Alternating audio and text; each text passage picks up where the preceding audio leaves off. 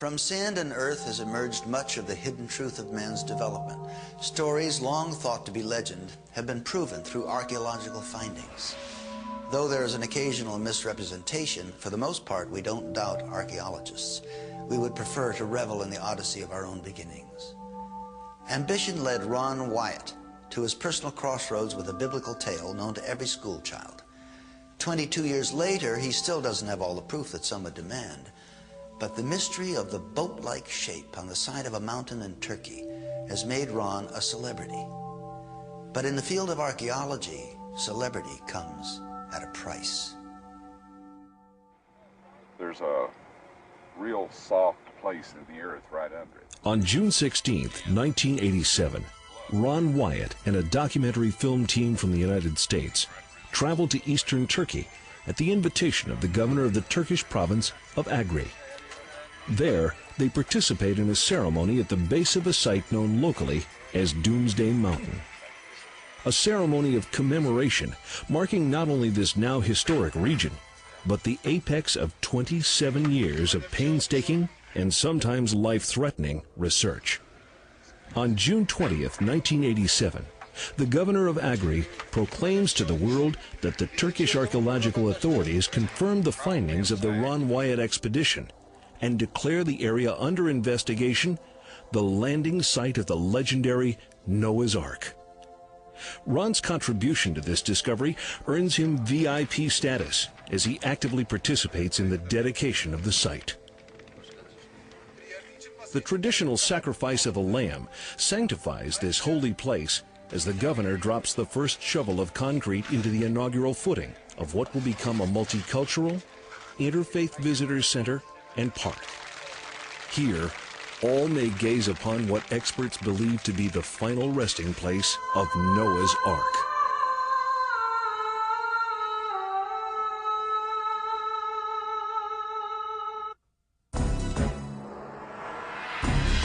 Not everyone addresses Wyatt's work with enthusiasm. Biblical Archaeological Digest seems to consider him either a fraud or a con man.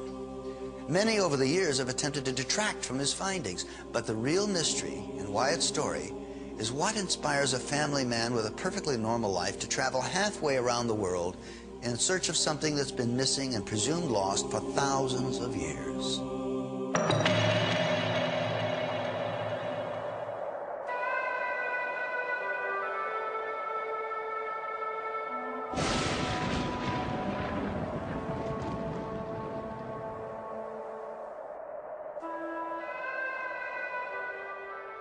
Although precise dating of military intelligence photographs is top secret information, researchers have learned that prior to 1960, in the heart of the mountains of Ararat, while on a routine military reconnaissance survey, Turkish Air Force Lieutenant A. Kurtz took an aerial photograph of a curious boat-shaped object.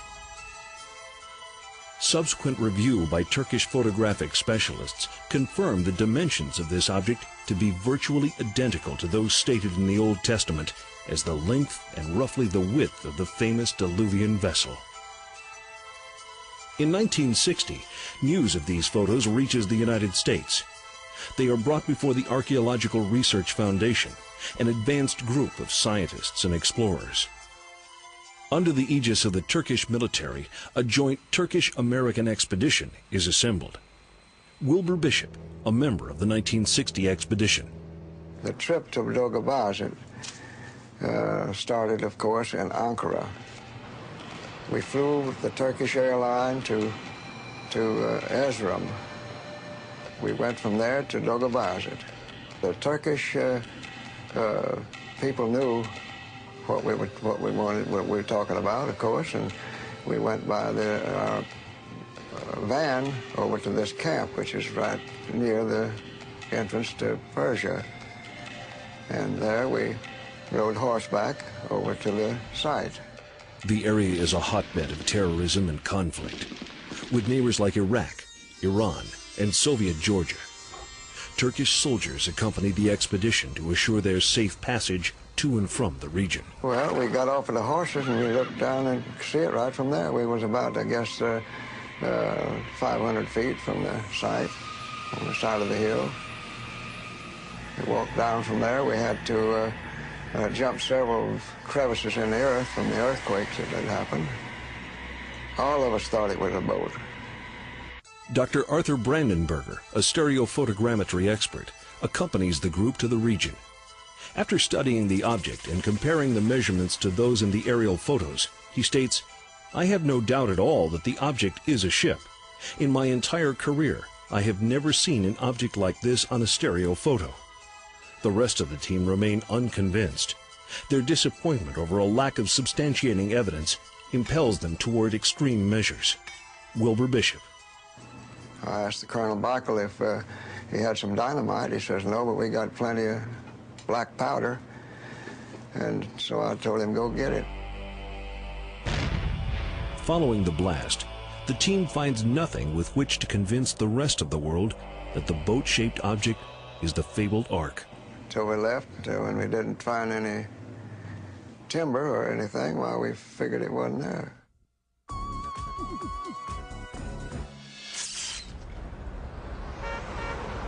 Looking to capitalize on what could be one of the greatest archaeological finds since the pyramids, the U.S.-Turkish team, made up of private treasure seekers as well as government personnel, lose heart when their hard work doesn't produce immediate, tangible results.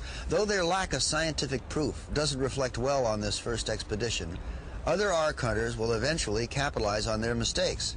This is especially true of Ron Wyatt, who begins his search by investigating confidential military reports and arcane text, seeking any relevant account of the Ark. What he finds is astonishing. On September 5, 1960, Life magazine reports the results of the expedition, after which public interest in the object wanes for everyone except Ron Wyatt.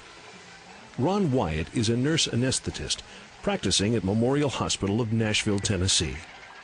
He is inspired by the mystery of the object and the Life magazine article. Though he cannot take time away from his family and career obligations to set out on an expedition of his own, he immerses himself in the study of the Ark and its place in history. He pursues the related sciences, geology, archaeology, chemistry, preparing himself for his ultimate goal, the field exploration of the boat-shaped object.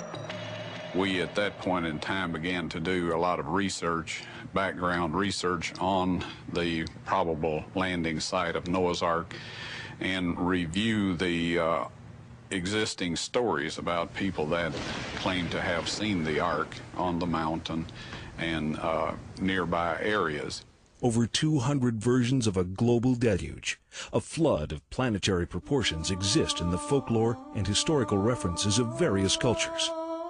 Written individual accounts provide abundant evidence for a universal flood theory. Ron Wyatt's independent studies reveal approximately 30 different sightings of the Ark's purported resting place on or near Mount Ararat. None of these sightings, however, are factually based, and many are contradictory. The 30 so-called eyewitnesses, and I don't doubt the integrity of these people, there are several stone formations on that mountain that resemble a boat, but no one was ever able to get photographic proof. Also, I found that, say for example, in World War II, the pilots that flew by the mountain and made entries in their flight log that they had seen a boat-shaped formation on the mountain, they said that the boat-shaped formation was on the southeast face of the mountain. The person that wrote this, or quoted this in his book, said that the log stated it was on the northwest face of the mountain. And so I found that some of the reliable data had been misquoted in some of the books in an attempt to convince people that the boat perhaps was in a different site than it really was. Mount Ararat, a peak capped by glaciers, has been an active volcano on and off for thousands of years. No wood structure could possibly have survived on this mountain scoured by lava and ice. However, of the 30 well-documented sightings, not one places the Ark precisely on Mount Ararat. In the biblical text itself, Genesis chapter 8, verse 4, it states the Ark came to rest in the mountains. That's plural, mountains of Ararat. His conclusion inspires Ron Wyatt to visit once again the findings of Wilbur Bishop's team, and the site explored by the 1960 U.S.-Turkish expedition. In 1977, after 17 years of research, Ron is at last able to begin fieldwork in eastern Turkey. He hires D. Lavar, a local guide who over time proves an indispensable aid to the research. Their first foray into this intimidating land reveals a defiant vastness, making their search seem endless. The region, burdened by ages of warfare and laden with antiquity, is a place almost lost in time. Wyatt's path is pitted with problems.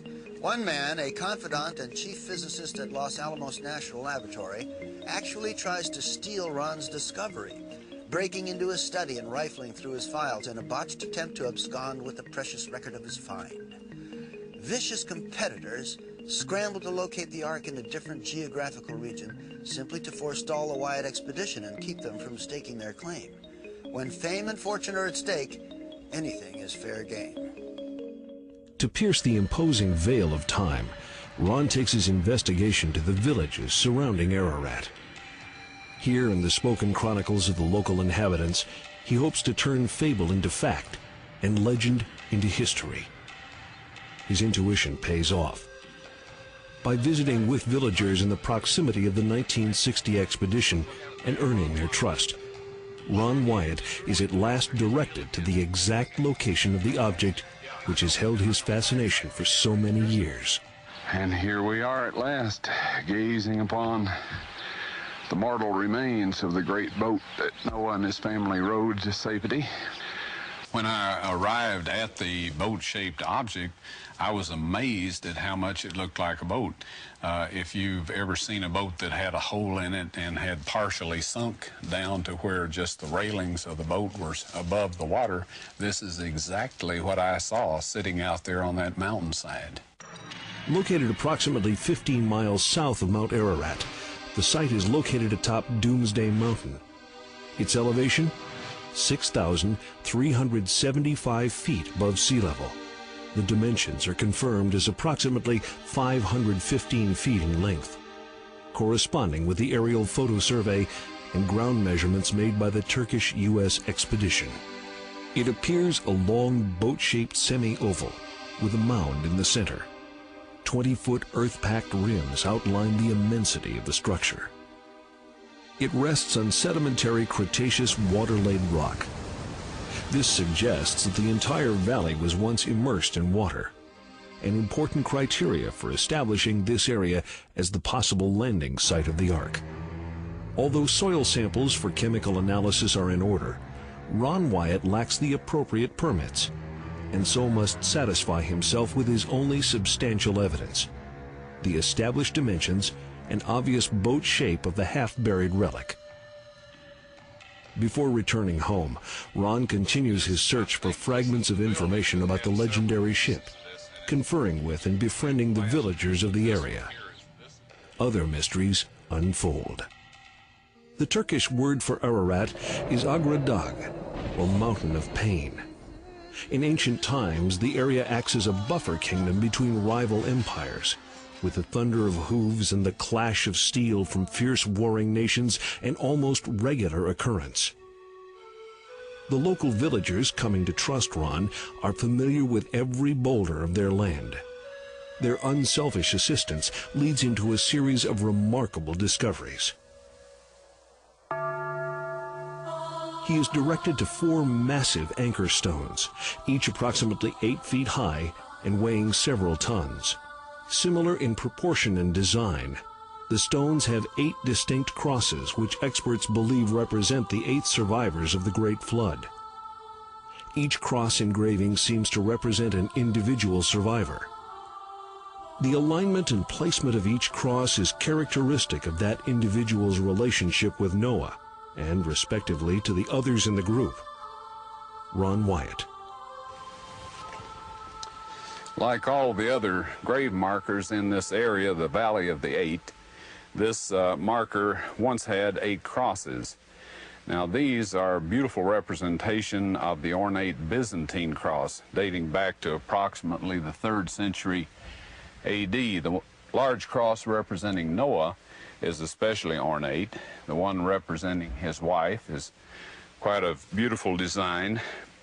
Now we have the matched pairing here, the eldest son and his wife. These crosses are of the ornate style.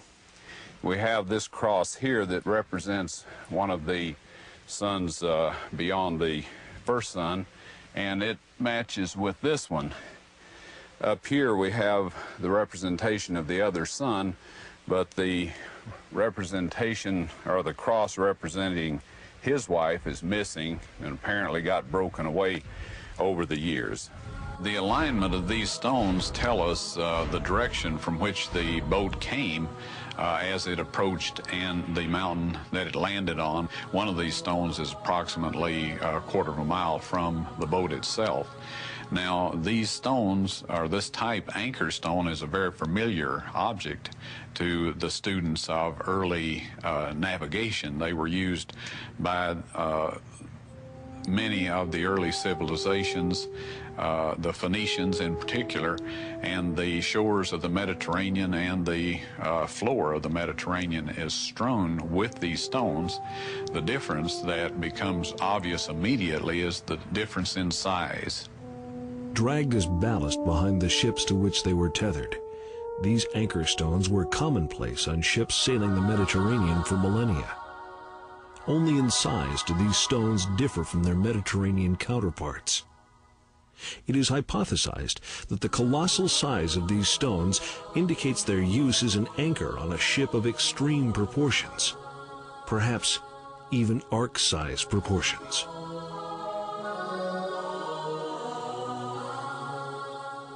The villagers support this physical evidence with their fabulous tales brought down through the years from father to son.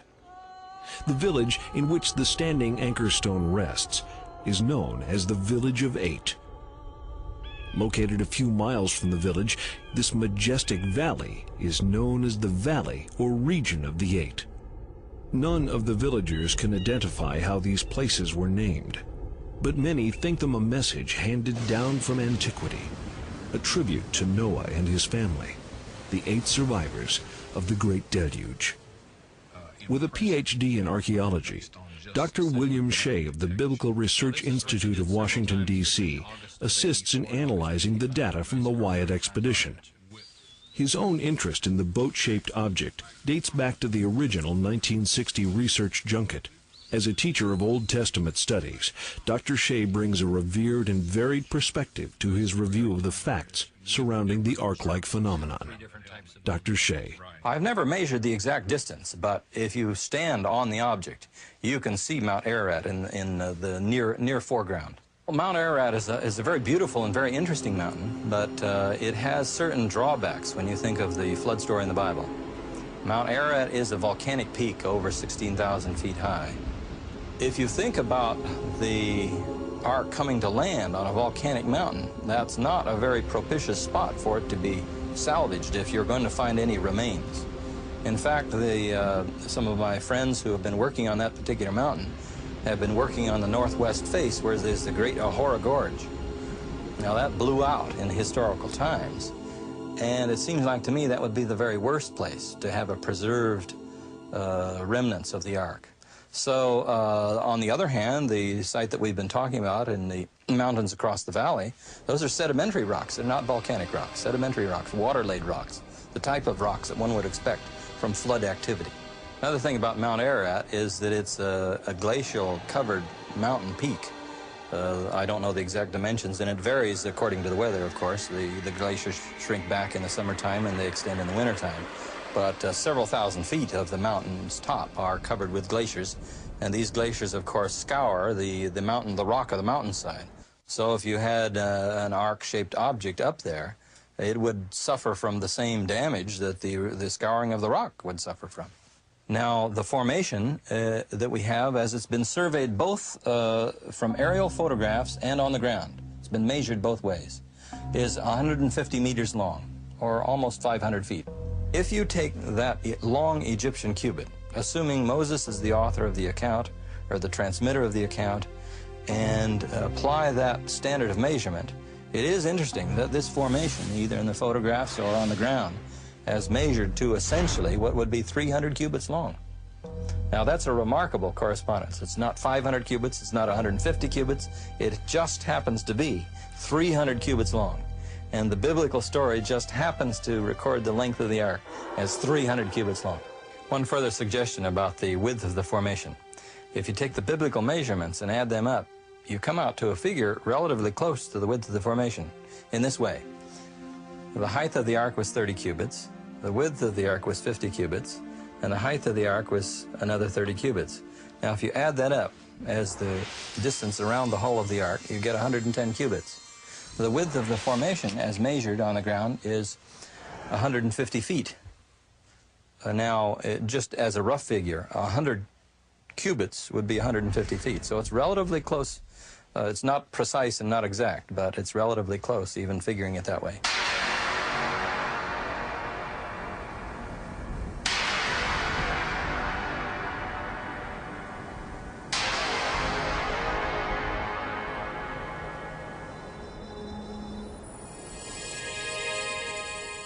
I've seen 3 of those stones in the field. One is in a village and 2 are out in the fields by the village.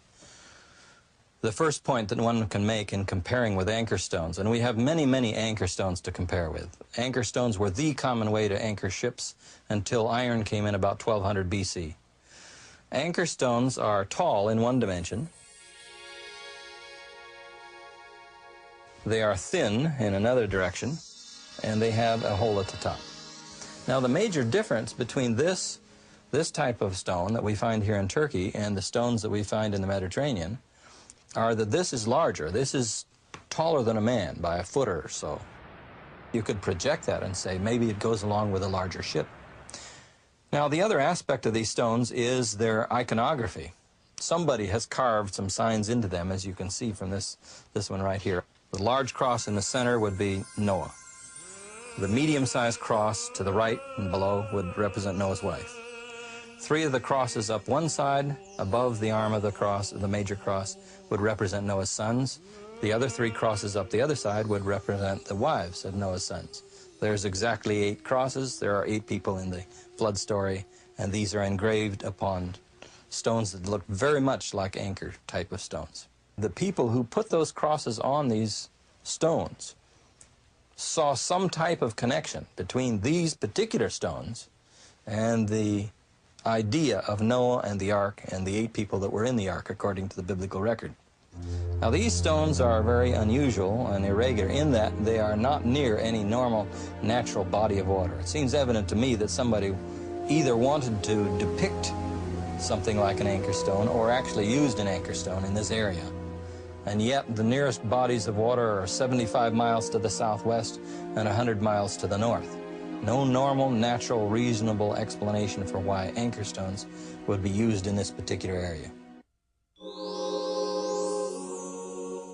Many qualified scientists and archaeologists contend that Ron Wyatt's methods are absurd.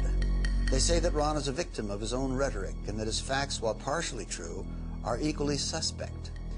He's been accused of placing relics at the site and then falsely claiming that they're authentic.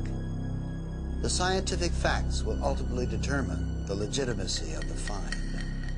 Working as a team, their research is both satisfying and productive. Both men are convinced that with the proper permits, enabling detailed geological analysis and subsurface study, if not excavation, that a breakthrough of major historical significance is in the making.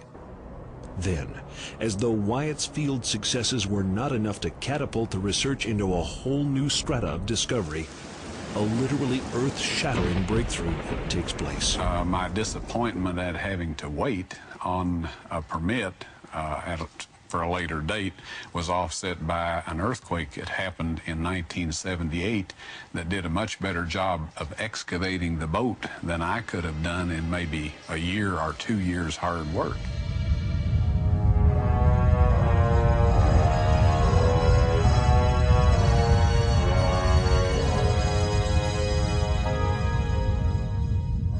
The earthquake drops the veil of soil from along one side of the boat's remains, leaving exposed the timber-shaped ribs of the ancient vessel. Here, at 6,300 feet above sea level, in the mountains of Ararat, lies what appears to be the hull of a massive, ancient, man-made ship. The sides of the object clearly exposed, the outline of the hull as evident now as the object's incredible mass. It simply dropped the earth away from the outside of the boat and left the rib timbers and other structures of the boat out there where you could see them. Also, there was a vertical split right down the center of the boat, which enabled me to measure the depth of the boat, plus get good, clean, fresh sample material out of there to have analyzed to tell us more about the chemical composition of the boat. These two photos, post and pre-quake, establish the extent of nature's timely excavation. On the left, a photo taken in 1960 by the Turkish-U.S. team. At right, a photo taken by the Wyatt expedition in 1979, shortly after the earthquake. These photos clearly illustrate the large quantities of earth displaced from the sides of the object, before the quake and after. The quake has cracked the object down the center, allowing fresh soil samples to be taken for analysis. Samples are taken from the near vicinity as well to identify any significant differences in quantities of trace chemicals. The samples are rushed back to the United States, where they are immediately analyzed. The results are electrifying. A high carbon content in the soil taken from where the boat's timbers are exposed provides evidence of long decayed wood. Traces of metal are detected, revealing the possibility of objects such as metal supports. These are the first factual signs that the object is not simply a natural phenomenon, but may prove to be man-made. Soil samples have been taken from the formation on two different occasions, in 1979 and again in 1984. It's the 1979 samples that first gave the clue that there is a distinct difference in the amount of carbon in the formation as opposed to the field outside of the formation. I have the reports here. If there was wood in this formation, that kind of a reading with 5% of carbon content would point to it. That's the kind of reading you would expect to get from the decayed wood. Once we became aware that there were concentrations of metal in this boat formation that were associated with what appeared to be structural remains, the next obvious step was to investigate the site with the use of metal detectors. We set up a expedition with permit to go out with 4 types of metal detection equipment, and with this we carefully surveyed the boat, and we laid out survey tape on top of the ground or on top of the formation to indicate the position of the metal patterns in the boat. 5 field research specialists, including Dr. John Baumgartner, a physicist from Los Alamos National Laboratories, accompany Ron on his next expedition. Using metal detection devices, they construct from the evidence gathered the unmistakable pattern, the regular features delineating a symmetrical, internal, subsurface structure of massive proportions. Dr. Shea. You could call the year from August of '84 to August of '85 the year of the metal detector, because he took a metal detector over, went over the formation, and first of all, he got positive readings on his metal detector, but it showed readings in patterns. And the results with all 3 different types of metal detectors were consistent, and they did indeed give a pattern as they laid out strips. Now, they also got crosswise patterns, and this was first discovered with the metal detectors.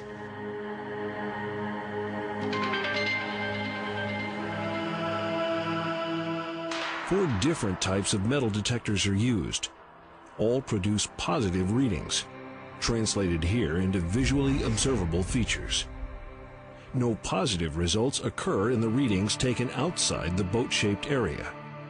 Dr. Shea. If you had petrified wood in this formation, And the petrification takes place by a process of mineral elements flowing through the wood and depositing in them.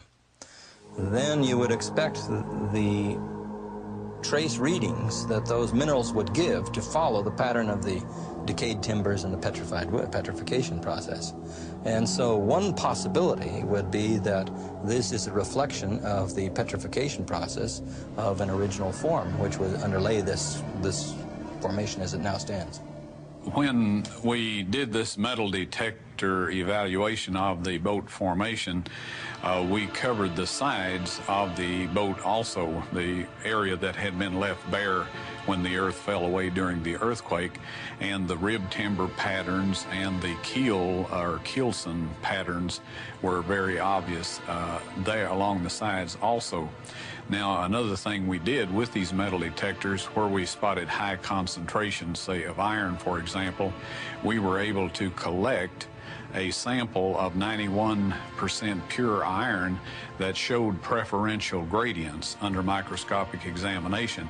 And in our language, that meant that this had been hand-worked. Their evidence is strong, but without excavating the site, a costly and time-consuming process, the group is concerned that they may not realistically be able to confirm their findings and prove to all the world the existence of a subterranean vessel.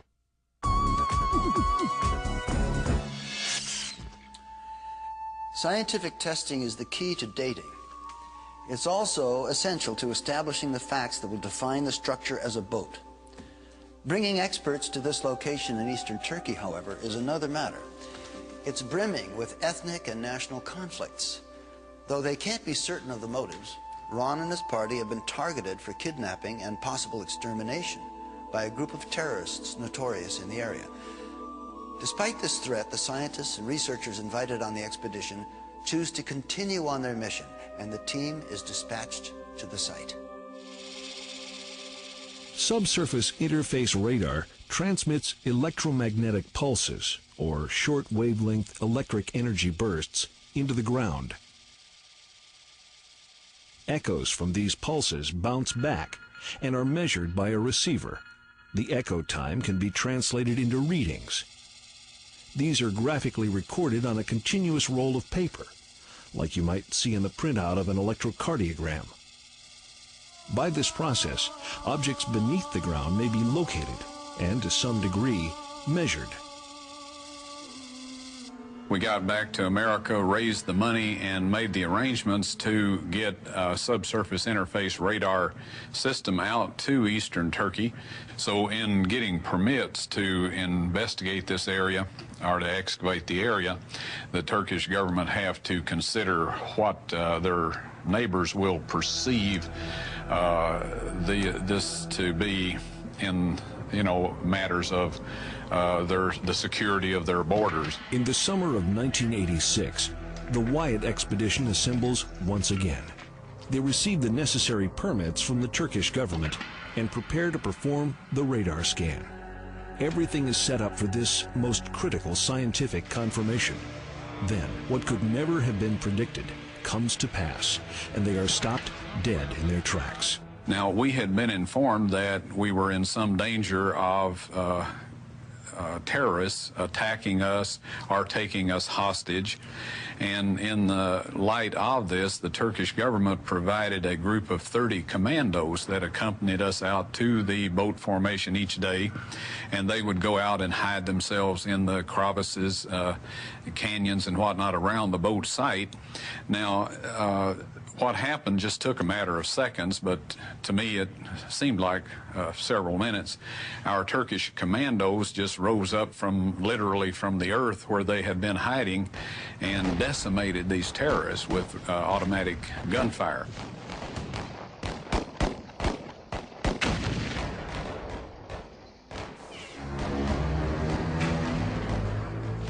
The thunder of gunfire rocks the walls of Doomsday Mountain, a seat of regional conflict for centuries.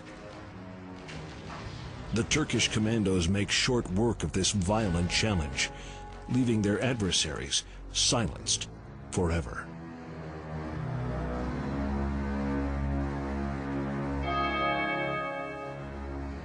The Wyatt expedition makes the Turkish headlines, but not in the way that they had sought. This effectively stalled our attempts to do a radar scan on the boat, and of course it was sometime. The radar technicians, special equipment, and support personnel included in this unsuccessful expedition make this setback not only frustrating, but costly. Not knowing whether his way is obstructed by fate or some other less obvious interference, Ron Wyatt must patiently endure. He realizes that there are competitors who would attempt to preempt his effort, and others with political and even religious reasons for trying to dissuade him from his quest. Nevertheless, in August of 1985, the Wyatt expedition receives the necessary government permits to perform the radar examinations. The results are staggering. Massive keelsons, deck timbers, open chambers, and other nautical configurations appear before their eyes, telling the story of what specialists believe to be the remains of an enormous, ancient, man-made ship. Basically, the radar scans show the same thing that the metal detector scans did, only with more detail. They show there's a pattern. They show there's a pattern of linear lines, there's a pattern of cross lines, and there's a pattern of even distribution to these lines in both directions. Now, that's precisely what you would expect out of the remains of a ship-type object, because you would have a keel, you would have parallel lines, which would be keelsons, and you would have the transverse lines, which would be bulkheads and other reinforcing of the ship.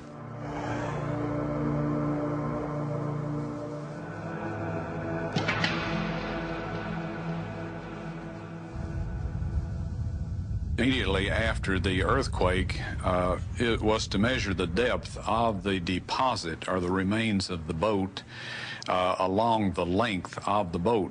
At the point where the deposit thickened, it was at that point that the upper decks began. And we found that this was a three-tiered or three-decked boat. Now, in 1985, 1986, and 87, we were able to measure this laterally also. This data, with the data that we got from the radar scan, allows us to know what the boat looked like and to be able to reproduce a model, scale model of that boat within very close tolerances of what it actually looked like. This is the best estimate of what Noah's Ark looked like. Now, the deck portion of the boat shows up very clearly on the radar scans, and we have reproduced that here in the deck portion of the model. Now, the boat itself is very unique internally as well as externally, and in this end we find the bracing to hold the hull out and to maintain its strength in a stormy sea. As you look up the boat here, you find that there's many chambers in here, which no doubt were the areas that the animals were kept in. Up near the front, we have a ramp system which allowed the animals and the people that occupied the boat to move from one level of the boat to the other, and this, of course, begins at the door. We've gone about as far as we can go in surface survey work and even scanning work. There are other types of scans that could be done. I don't know that it would be that helpful, really, to get more scans. What we really need now is excavation. But I would say that each one of these positive steps does point directly identifying this formation as containing remains of Noah's Ark. But the final proof of the pudding ultimately must come from excavation. We're delighted with the results, and at this point in time, personally, I can look anybody in the eye and say that this boat-shaped formation in eastern Turkey is actually the remains of Noah's Ark. It is human nature to want to know our origins and to fill in the blanks of unwritten history. To justify spiritual beliefs, many have tried to confirm the existence of God with black and white facts. While there is factual evidence that the remains of a boat are buried on Ron's Mountain, there's nothing conclusive to prove that it's the fabled Ark. Then again, there's nothing conclusive to prove that it isn't. In terms of the importance of the location of Noah's Ark and the identification of it, I would say make three main points. First of all, as one goes through the history of the human race in the Bible, this stands as an important historical event, a very transitional event. It's an event that divides two eras in biblical history. So just in terms of history of the race, it's an important event. Second, I would say that it will have far-reaching implications in the realms of both science and history. Obviously, some scientific theories are going to have to be revised if we really have found a boat-shaped formation from Diluvian times at the 6,300-foot level in these mountains in eastern Turkey. Third, I would say that there is a religious teaching out of it. There's a theology in Genesis 6 to 9, the three chapters that cover the flood story, and I would say it reveals two sides of the character of God. Reveals his character as judge of the antediluvians for the nature of their civilization, yet his redemptive activity is shown in his graciousness and mercy extended to Noah and his family. In every generation, there are those who dedicate their lives against all odds to the greater search for knowledge and truth. Before them lay not only the impediments of nature, but the obstructions placed by men unfriendly to their quest. These obstructions are made manifest through deception, misleading information, and political trickery perpetrated often by governments and powerful religious leaders. Overcoming each challenge and facing down every obstacle along the way, the Ron Wyatt expedition has contributed to the world what was formerly considered lost to time and the elements. It is now proclaimed by many to be the final resting place of that legendary Diluvian vessel, the salvation of all life on our small planet, none other than Noah's Ark. In his quest for Noah's Ark, Ron Wyatt discovered an enormous, ancient boat-shaped object partially buried on a mountainside, 6,300 feet above sea level. Why is it there is a question for civilization to puzzle over for centuries to come. Why it has taken this long for you and I to learn of the Ark is perhaps a man-made mystery of more pressing significance. Lost no more are the Phenomenon Archives.